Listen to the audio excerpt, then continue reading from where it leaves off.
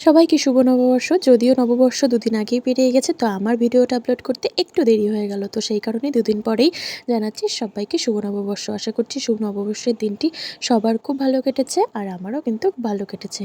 আর এটাই বলবো, সবাই যেন খুব ভালো থাকে, সুস্থ থাকে, আর নতুন বছর যেন সবার খুব ভালো কাটে। তো দেখো, আমি সকাল সকাল বাসি কাজকর্ম সব কিছু সেরে স্নান করে কিন্তু সোজা ঠাকুর ঘরে চলে এসেছি। তো এখানে এসেই প্রথমে আমার গোপুসোনাদের ঠান্ডা ঠান্ডা জল দিয়ে স্নান করিয়ে নিচ্ছি। ভীষণ গরম পড়ছে, দুদিন ধরে তো প্রচণ্ড গরম পড়ছে আমাদের এখানে। তো আমি জানি না কোথায় কীরকম গরম, তো যতদূর জানি যে গোটা পশ্চিমবঙ্গে কিন্তু প্রচুর গরম পড়ে গেছে। তো আমি এটাই ভাবছি যে এখনই এত গরম, এরপরে না জানি কী হবে। তো যাই হোক, ওয়েদারের সাথে তো আর টক্কর দেওয়ার কোনো ব্যাপার নেই আর কি, আমরা তো সেটা পারবো না। তো গরম ঠান্ডা বৃষ্টি ঝড় যাই আসুক না কেন, সেটাকে সহ্য করে নিতে লাগবে। তো দেখো, গরম তো প্রচণ্ড পড়েছে, তো তাই বলে কি সকাল সকাল স্নান করে পুজো দেবো না বছরের প্রথম দিন? তা তো আর হয় না। বছরের প্রথম দিনটা একটু অন্যরকম করেই শুরু করা উচিত, আর আমিও তাই মানে এইভাবেই শুরু করি। তো দেখো, সকাল সকাল তো বললামই, সব কাজকর্ম সেরে স্নান টান করে সোজা ঠাকুর ঘরে চলে এসছি। এখন গোপুসোনাদের ঠান্ডা ঠান্ডা জল দিয়েও স্নান করিয়ে নিয়েছি, আর পরাবো এখন নতুন জামা। তো বরাবরের আমি প্রতি বছরই পয়লা বৈশাখ বলো আর পুজো বলো, আমরা যখন জামা কাপড় কিনি তখনই গোপুসোনারটা কেনা হয়। তো এবারই একটু লেট হয়ে গেছে, কারণ আমি বেশিরভাগ কেনাকাটাই আর কি অনলাইন থেকে করেছিলাম।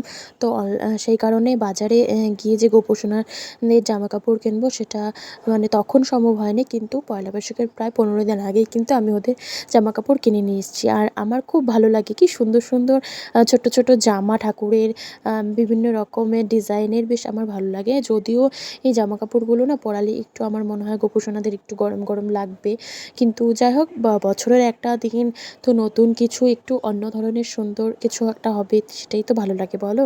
তো আমিও একটা স্নান টান করে কিন্তু নতুন নাইটি পরে নিয়েছি, আর আমার ছেলে মেয়ে সবাই স্নান করে নতুন জামা কাপড় পরেছে। আর নতুন জামা কাপড় পরলে কিন্তু একটু গরমটা বেশিই লাগে। যদিও প্রচণ্ড গরম পড়েছে, মানে হঠাৎ করে এত গরম পড়ে গেছে, মানে সেটা কি বলবো, থাকাই যাচ্ছে না। এখনই এত গরম, না জানি আর কিছুদিন পরে কি হবে। তো যাই হোক, গরম তো কি হয়েছে, বছরে একটা দিন, সেটা তো সাজতেই হবে, একটু অন্যরকমভাবে তো সেলিব্রেট করতেই হবে, তাই না বলো? সেটা আমরাই হই আর ঠাকুরই হোক, সবার জন্যই কিন্তু বছরের প্রথম দিনটা একটু আলাদা। তো এখানে আমি সব ঠাকুরকে স্নান করিয়ে নিয়েছি, তারপর দুব্বা, তুলসী পাতা, ধান এগুলো সব ধুয়ে নিয়েছি পরিষ্কার করে, সুন্দর করে থালায় সাজিয়ে নিয়েছি। এখন প্রদীপ ধূপকাঠিটা জ্বালিয়ে দেবো, আর সমস্ত ফল, তারপর মিষ্টি দ্রব্য যেগুলো, সেগুলোও কিন্তু আমি ঠাকুরের সব থালায় সাজিয়ে সুন্দর করে ঠাকুরের সামনে অর্পণ করে দিয়েছি। এখন চন্দন ঘষে মানে পুজোর যে অন্যান্য নিয়ম আছে সেগুলো পালন করে নেব। তো তারপর ধূপ আরতি, ধূপ ধুনো দেখিয়ে ঠাকুরকে আরতি করে ফুল অর্পণ করে কিন্তু পুজোটা সেরে ফেলবো। তো আজকে পুজো দিতে অনেকটা টাইম লেগে মানে গেছে আর কি। তো বরাবরই আমার পুজো দিতে মোটামুটি অনেকটাই টাইম লাগে, প্রায় আধ ঘন্টার মতন। তো আজকে মনে হয় 1 ঘন্টার উপরেই লেগে যাবে। তার কারণ হলো, সবথেকে বড় চিন্তার ব্যাপার যেটা, সেটা হচ্ছে রান্নাটাই কিন্তু আজ আমার নেই।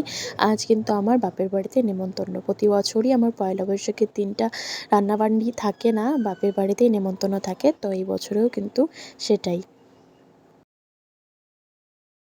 তো আমার পুজো দেওয়া হয়ে গিয়েছে, দেখো সুন্দর করে ফুল সাজিয়ে আজ কিন্তু একদম মনের মতন, শান্তি মতন পুজো দিয়েছি।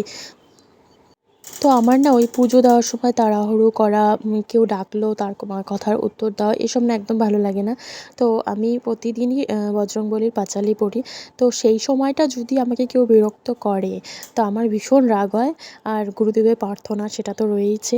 তো সবটা মিলে আজকে আমাকে কেউ বিরক্ত করেনি। আমি সত্যিই বলছি, খুব সুন্দর করে মনের মতন করে, মানে একদম শান্তিভাবে পুজো দিয়েছি। তো বললাম যে বাপের বাড়ি আসবো, তো চলে এসেছি কিন্তু বাপের বাড়িতে। আর এসেই দেখি মার মোটামুটি রান্না কমপ্লিট, রান্না প্রায় শেষের পথে, এখন মাংস কষানো হচ্ছে।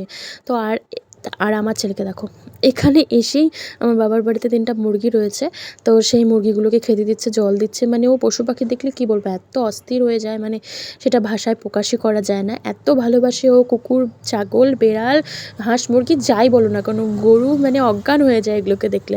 তো এগুলোকেও এত ভালোবাসে, কোলে নেয়, ধরে, বাবা আমি কি বলবো, আমার তো একদম সাহস নেই।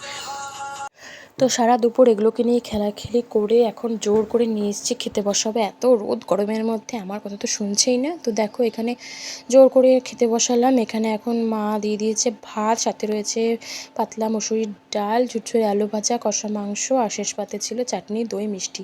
তো আমার ছেলেকে এখানে জোর করে খেতে বসিয়ে দিয়েছি, কারণ অনেকটা বেজে গেছে, 3টে বেজে গেছে। আর আমার বর এখনও আসেনি, আমার বাবারও এখনও স্নান হয়নি, সে কারণে মা এখনও খেতে বসেনি। তো মা বললো যে ওরা আসুক, তারপর আমি খাচ্ছি, তোরা খেতে বসার পর অনেকটাই বেলা হয়ে গিয়েছে। তো আজকে সেরকম কোথাও বেরোবো বা কিছু সেরকম প্ল্যান নেই। তো তোমরা তো এর আগের ভিডিওতে দেখেইছো যে আমাদের এখানে মেলা হচ্ছে, তো ইচ্ছে আছে সেখানে যাওয়ার। যদি সেখানে যাই অবশ্যই তোমাদের সাথে সেটা শেয়ার করবো।